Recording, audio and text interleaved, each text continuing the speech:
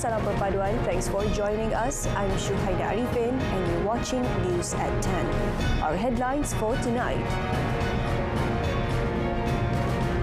No discrimination against travellers from any country COVID checks.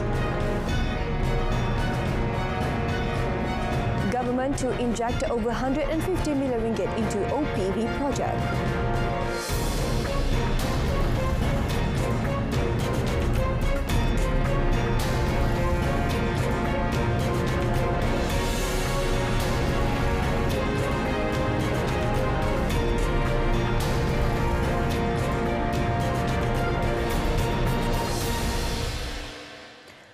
Malaysia does not discriminate against any country in conducting COVID-19 checks on travellers entering the country, as its priority is the people's health and safety.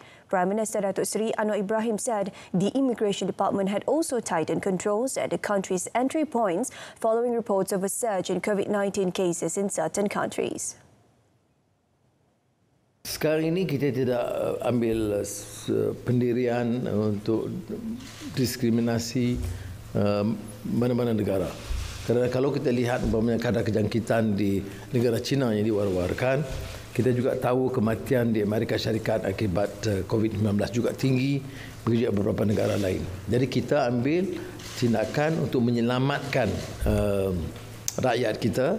Jadi siapa saja masuk harus dikenakan dipantau dan dikenakan syarat yang sama.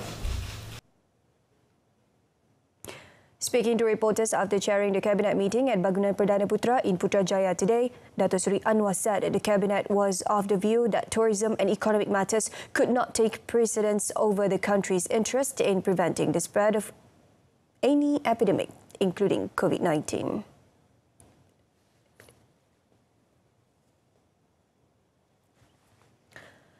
Meanwhile, Datuk Seri Anwar advised the people to take the COVID-19 vaccine booster, as only 49% of the population had received the first booster shot, leaving an ample supply of 6 million doses still in stock.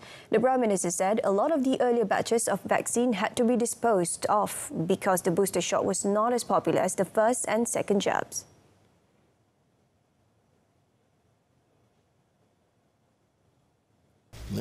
Jadi saya usulkan mula dengan wartawan yang belum ambil booster pertama untuk ambil, ya, kerana jangkitan ini ikut anjuran dan kajian Kementerian Kesihatan itu belum menentu, belum tamat.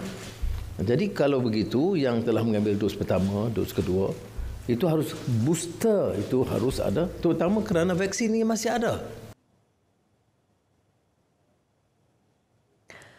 On another matter, Datuk Seri Anwar said the government is injecting 152.6 million ringgit to ensure that the first offshore patrol vessel OPV-1 project belonging to the Malaysian Maritime Enforcement Agency MMEA will be completed this year. According to the Prime Minister, the Ministry of Finance had taken over the OPV project from Tabung Haji TH subsidiary Destiny Sendirian Berhad after it was found to be facing major problems. Minta supaya semua badan-badan penguat kuasa dan siasatan terus melakukan supaya perkara perolehan sama ada di Kementerian Dalam Negeri atau Kementerian Pertahanan yang sangat penting untuk keselamatan itu tidak diambil kesempatan dan menyebabkan bukan saja kerugian tetapi pelaksanaan yang sangat lemah. Jadi dua tindakan. Pertama, mesti selamatkan dan OPV itu mesti disiapkan ikut jadual sekarang. Dan keduanya, tidak melepaskan sesiapa yang telah menyalahguna kuasa atau mengaut kekayaan dari projek ini. Dato' Seri Anwar also announced that the provision of special grants to Sabah and Sarawak according to Article 112D of the Federal Constitution should be reviewed once every 5 years so that the amount allocated will be more reasonable. As such, he said the government will revive the review of the grants and he hoped the matter would be finalised during his meeting with the Sarawak Premier Tan Sri Abang Johari Tun Openg and Sabah Chief Minister Datuk Seri Haji Noor in Kuching at the end of this month. Peruntukan itu yang mulanya diberi sekitar 16 juta pada peringkat awal. 25. Ya, 16 dan 25. Tetapi dan harus dikaji semula setiap 5 tahun. Hal ini tidak berlaku. Dan oleh demikian kita harus memastikan ada peningkatan jumlah yang mensabah peruntukan yang berbeda daripada capitation grant ataupun road grant maris ya. At the same time, Dato' Seri Anwar said the Ministry of Finance has agreed for the implementation of any project with a cost below 50 million ringgit in Sabah and Sarawak to be almost entirely decided by the state governments, subject to compliance with financial regulations. The Prime Minister also said today's leaders need to be more persistent in defending Malaysia's spirit in MA63 while doing their level best to honour the agreement, which reflects the wisdom of the previous leadership. Bank Negara Malaysia (BNM) reserved the right and authority in making decisions such as the overnight policy rate OPR to ensure the stability of the country's economy without the intervention from the government. Prime Minister Datuk Seri Anwar Ibrahim said the right and authority that have an impact on the national economy have been given specialisation respectively as stipulated in Malaysian regulations and law. Ikut peraturan dan undang-undang sekarang ini, OPR itu keputusan Bank Negara, bukan keputusan Menteri Kewangan. Jadi, perkara bincang, saya boleh bincang. Tapi itu adalah wewenang Bank Negara. Sebab itu dia lihat apa-apa tindakan, dia ada pengkhususan. Bank Negara itu soal kewangan, monetary policy. Kewangan itu fiskal. Ekonomi itu dari segi makro.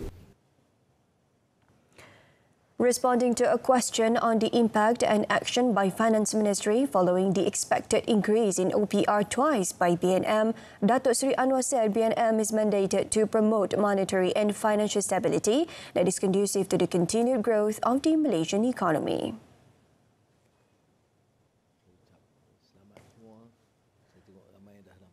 Meanwhile, Dato' Seri Anwar said a joint discussion involving BNM Governor Tan Sri Noor Shamsiah Muhammad Yunus and Minister of Economy Muhammad Rafizi Ramli would be held before drafting the Budget 2023. Saya undang Gubernur Bank Negara, Menteri Ekonomi, Menteri Kewangan, itu bincang sekali. Dan saya ingat pendekatan ini yang pernah saya lakukan dulu.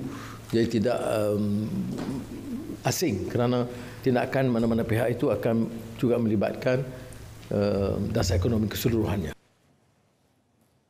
Dato' Seri Anwar, who is also the Finance Minister, is scheduled to table the Budget 2023 in the Dewan Rakyat on 24th February at the first session of the 15th Parliament.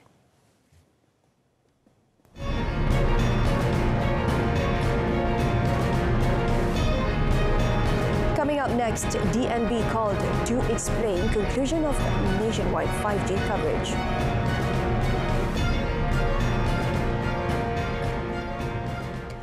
Minister of Communications and Digital Fahmi Fazil today called on Digital Nasional Berhad DNB to explain on how it concluded that the implementation of 5G network coverage in the country had reached nearly 50%. He said the Malaysian Communications and Multimedia Commission MCMC had not yet verified the information. The minister further noted that DNB should not release any details prior to verification. He said this in response to a tweet claiming that the numbers published by DNB were bogus. On Monday, DNB Chief Operating Officer Nasution Muhammad said in a statement that the implementation of 5G network coverage throughout the country had reached almost 50% in populated areas as of the end of 2022, thus surpassing the initial target of 40%. Nasution said the network can now reach 15 million Malaysians involving 3,900 sites and will reach over 30 million people and business when fully implemented. Fahmi added that DNB is now fully focused on achieving the commitment of 80% of populated areas by the end of 2024 or earlier. The Local Government Development Ministry KPKT will hold a meeting with Kuala Lumpur Mayor Datuk Seri Mahdi Cik Ngah to resolve issues pertaining to the maintenance of infrastructure or public facilities in the city. Its Minister Ngah Koming said this followed his visit to Dataran Merdeka yesterday, during which he found the public facilities there like toilets and in need of repair. He said it was important to maintain the cleanliness of public toilets, especially at tourist spots, as they reflect the country's image as well as the people's perception of local government authorities PBT. As such, Ngah said he hoped that all the 155 PBTS nationwide could set up a unit to monitor the cleanliness of public toilets in their respective areas of jurisdiction. He said this will ensure public toilets are always in a clean, well-functioning and orderly condition. During the visit, Ngah said he also found the field at Dataran Merdeka not properly maintained. He added that the underground commercial space is in a dilapidated state and electric switch box there is not properly covered. The feasibility report on the monthly Cashless Welfare Assistance Payment Scheme or JKM Pay will be presented to the Ministry of Women, Family and Community Development soon. Its Minister Datuk Seri Nancy Shukri said the Social Welfare Department JKM had conducted a study on the scheme and the pilot project was also implemented in several states for 6 months in 2021. Jadi apa yang kita nak buat di sini lah, kita nak melihat dari segi manfaatnya mana yang lebih baik. Kalau lebih ramai lagi nak yang cash payment, oleh kerana itu adalah pengurusan kita sendiri, mungkin tak ada masalah untuk kita membuat pertukaran balik lah. Tapi ianya akan mengambil masa lah kerana ada sistem tertentu lagi yang perlu dilakukan. Datuk Seri Nancy was commenting on the suggestion by OKU Central President Senator Datuk Ras Adi Barazi yesterday to scrap the implementation of JKM Pay as it is difficult for recipients to make purchases using the methods involved. Through JKM Pay, 50% of the total cash aid will be deposited to the recipient's Bank Islam account, while the balance will be credited to the JKM Pay card. Prior to this, several persons with disabilities associations had also submitted a memorandum to the ministry urging for JKM Pay to be abolished as it caused inconvenience to the group. The Statistics Department of Malaysia DOSM will implement the Economic Census 2023 to be used as a benchmark for the economy and as planning continuity for the country's development. Chief Statistician Datuk Seri Muhammad Uzir Mahidin said a vital feature of the census would be to assess the 12th Malaysia Plan and the Malaysia Transformation Programme. Commenting further on the matter, Datuk Seri Muhammad Uzir said the economic census will also be used in the production of new economic data such as from the Industrial Revolution 4.0, the Internet of Things or the Internet of Everything. The statistician said this during the signing of a Memorandum of Understanding MOU between the department and Bursa Malaysia at the Federal Capital.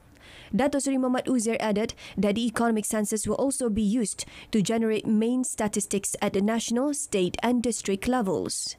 He said it will encompass various sectors such as mining, manufacturing, construction, services, agriculture, water and electricity supply, involving over 1.25 million organisations.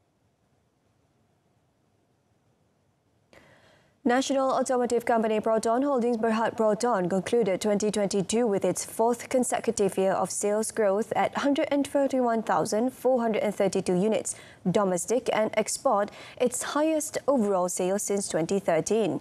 Total sales grew by 23.3% year-on-year, despite a tough start of the year when a combination of flood-affected spare parts vendors and an acute shortage of global chip industry depressed volumes in the first 4 months of 2022. In a statement, Proton said sales volume for international markets increased to 5,406 units, growing by 79.1% year-on-year, allowing the company to comfortably end the year as the industry's leading exporter. Overall, the company has retained its number 2 ranking in the nation's automotive sales table with an estimated market share of 19.6%. It added that the total industry volume TIV for 2022 is estimated to have closed at over 720,000 units, a new industry high on the back of a record-setting December. Proton said sales for 5 out of 6 of its models grew in 2022, with 3 models ending the year as segment leaders. The Proton X50 continues to be the best-selling sport utility vehicle SUV in Malaysia, ending the year with a new SUV annual sales record of 40,681 units, an increase of 41.4% year-on-year. Big Blue Taxi Services founder Shamsul Bahrin Ismail was today charged in the ICRO Sessions Court with cheating over the sale of a luxury car and use of the Datuk title. The 57-year-old man pleaded not guilty to both charges before Judge Dharma Fikri Abu Adam. On the first count, Shamsul Bahrin was charged with cheating one Datuk Seri Abdul Rauf Yusof, 62, over the sale of a 2019 Toyota Alphard car with registration number VVP7, which was priced at 180,000 ringgit, prompting the latter to hand over 95,000 ringgit for the vehicle, which he would not have done so if he knew it was not true. The charge was framed under Section 420 of the Penal Code, which provides imprisonment for up to 10 years, whipping and a fine if convicted. Shamsul Bahrin was also charged under Section 3, Subsection 1, Subsection A of the Emblems and Names Prevention of Improper Use Enactment 1981 with using the Datuk title and honour for personal gain without written permission from the Chief Minister at the same place and time. He faced a maximum fine of 500,000 ringgit or imprisonment for up to 5 years or both if found guilty of the offence. The court allowed him bail of 30,000 ringgit for both charges and also ordered him to surrender his passport as well as report himself at a police station every month. Judge Dharma Fikri then set 7th February for mention for submission of documents. Deputy Public Prosecutor Alif Ashraf Anwar Shahrudin prosecuted, while Shamsul Bahrin was represented by lawyer Loh Chun Mi.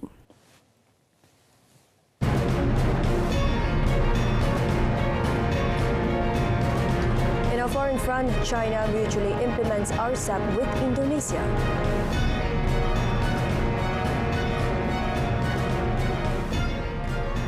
China is mutually implementing the Regional Comprehensive Economic Partnership RCEP with Indonesia, following the RCEP took effect for Indonesia on Monday. At this point, China has mutually implemented agreements with 14 out of 15 RCEP members. Under the RCEP and on the basis of the agreement under the China-ASEAN Free Trade Area, Indonesia has granted zero tariff treatment to over 700 additional Chinese products, including some auto parts, motorcycles, clothing, shoes, plastic products and chemical products. China will also cut tax for made in Indonesia pineapple juice, coconut juice, pepper, diesel, paper products, some chemicals and auto parts on the basis of the agreement under the China-ASEAN Free Trade Area. Starting from Monday, 65.1% of made-in-China products enjoy zero tariff in Indonesia and 67.9% of made-in-Indonesia products enjoy zero tariff in China under RCEP. Agreements under the RCEP have already benefited foreign trade enterprises, while the regional industrial development is also welcoming new opportunities. Pakistan's government has ordered all malls and markets to close by 8:30 p.m. among other measures in a new energy conservation plan. Its Defence Minister Khawaja Asif said Pakistan's foreign exchange reserves barely cover a month's worth of imports, most of which are accounted by energy purchases from abroad, with funds expected under an International Monetary Fund (IMF) program having been delayed. He said that the cabinet approved measures to shut markets, including restaurants, aimed to save the cash-strapped country about 62 billion Pakistani rupees. However, traders refused compliance, saying their businesses would be ruined, and the shops were open in the capital in Islamabad till 10:30 p.m. Prime Minister Shehbaz Sharif had also ordered all government departments to reduce electricity consumption by 30%. The move comes as Pakistan struggles to quell default fears in domestic and international markets, with a $1.1 billion IMF bailout tranche stuck due to differences over the 9th program review, which should have been completed in November. Most of Pakistan's electricity is produced using imported fossil fuels, including liquefied natural gas, prices of which have skyrocketed over recent months. Brazilian football legend Pelé was laid to rest yesterday at a vertical cemetery following a 24-hour wake held at the Urbano Caldeira Stadium, the home ground of Pelé's former team Santos. Tens of thousands of Brazilians lined along the streets as Pelé casket, carried by a fire engine, arrived for private burial service at the Memorial Necropole Ecumenic Cemetery, which is the tallest vertical cemetery in the world with 14 stories high. As Pelé's coffin embarked on an emotional final journey through the city, crowds were seen gathered near Canal 6, the home of Pelé's 100-year-old mother, Celeste Arantes. Pelé's younger sister was also seen on a balcony, where she bid farewell to her brother and appeared to gesture her thanks to the crowd. Many have hailed the life of a player who exploded onto the world scenes as a 17-year-old at the 1958 World Cup, before going on to have a spellbinding career as the sport's leading icon. Pelé's family said the football legend was buried at the ground floor of the cemetery, which will make it easier for fans to pay tribute to him.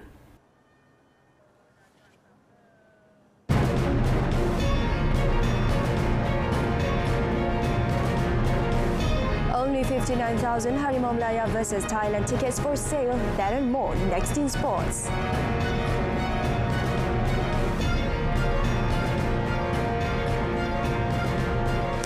Malaysia produces scintillating display of attacking football and tigerish pressing to trounce Singapore 4-1 in the National Stadium in Bukit Jalil last night. With the win, Harimau Melaya qualify for the semi-final as they secured second spot in the Group B standings behind leaders Vietnam. In a dominant display last night, Malaysia applied heavy pressure onto the Lions early in the game. After numerous fierce attempts across by Safawi Rashid to Darren Lock on the 22nd minute, caught Hassan off guard and opened the scoreline for Malaysia with the sole goal in the first half. 5 minutes after the break, Stuart Wilkins added to the tally through an outside-of-box shot, sparking roars in the National Stadium. Wilkins exploded again just a few minutes after that when he received a pass from Safawi into the box, made quick work of the Singaporean defence and unleashed the ball into the corner of the net.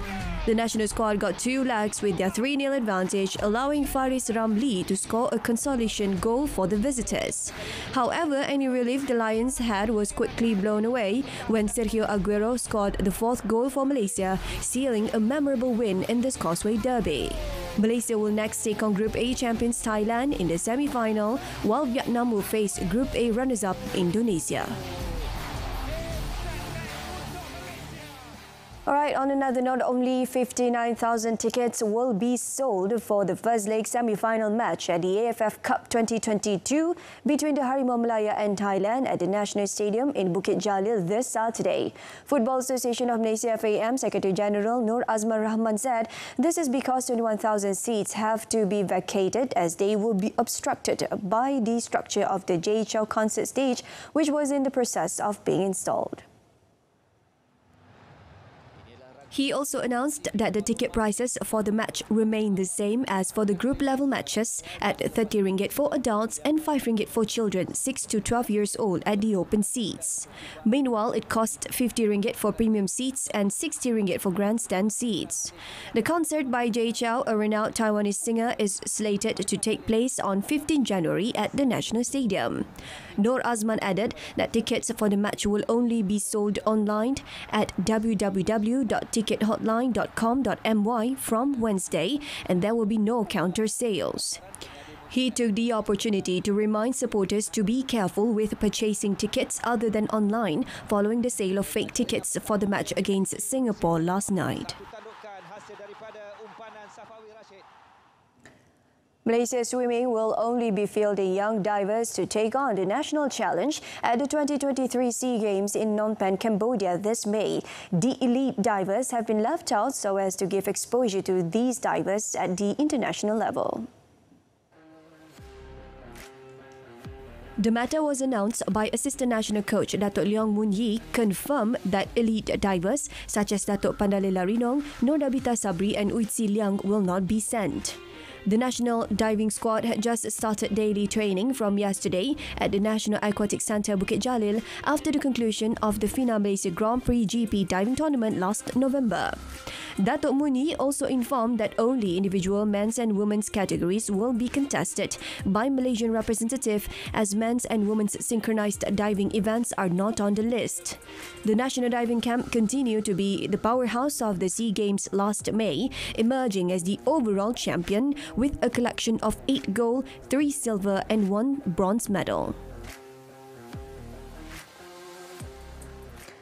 The Ministry of Youth and Sports KBS is rallying Malaysians who are active in esports games to participate in an online survey aimed at gathering data and views about the esports ecosystem in the country. According to a statement by Minister Hannah Yeoh, the results of the survey will be utilised by the ministry to draft future policies and strategies and drive esports in the country forward. She explained in the statement that a comprehensive study of the local esports ecosystem is essential to gain insight and find critical information which was previously unknown, as well as to ensure that all decisions made are data-driven. Looking at current Malaysia esport athletes who continue to achieve success at the regional and international level, it is important to gauge the growth potential of the Malaysian market and its future impacts. The research through the Esports Integrated ESI Initiative and the Malaysian Institute of Youth Research Institute IRES will target the collection of demographic, psychographic information on esports players and the financial impact on sports fans. The online questionnaire is open to all Malaysian gamers who are interested in esports or who have played any esports games and can be accessed via the website shown on the screen. Kecemasan, boleh saya bantu? Hello, there's been a motorcycle accident here. Maybe an elephant ran it over. Sir, there is fire accident at the address number 5 Jalan Tembikar, Shah Alam. PGO from FRT Shah Alam, there was no fire accident here. Over.